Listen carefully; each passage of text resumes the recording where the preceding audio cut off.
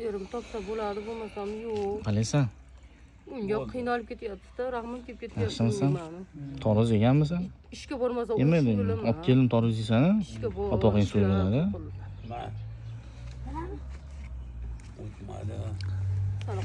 Bugun shu oilaga berfarq bo'lmanglar, xudo xolasa.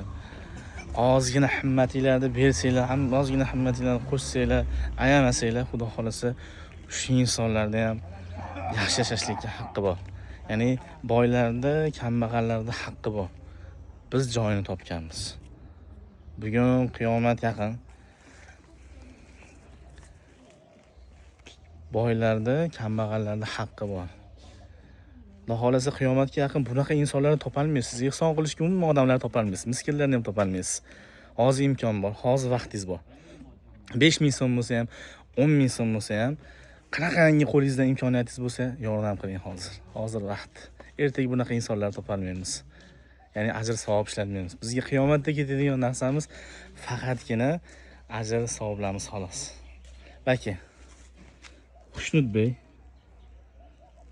shu oilani farzandi, shu oilaning nevarasi, qizishiklari mana shu g'ish qo'yib tirikchilik qilishlari xolos. Oilaviy holatlari, uylari avvalgi holatda. Xushnudbeyda yurishi mana shu. Maktabga ham xuddi shuni topshirib boradi. Videosini ko'rdinglar. Xudo xolasa bu oilaga biz bee'tibor qoldirmaymiz.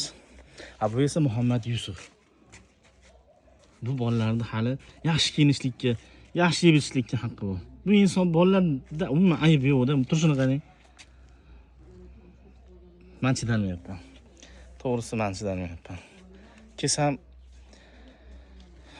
g'alati bo'lib ketyapman bu oilaga kesam.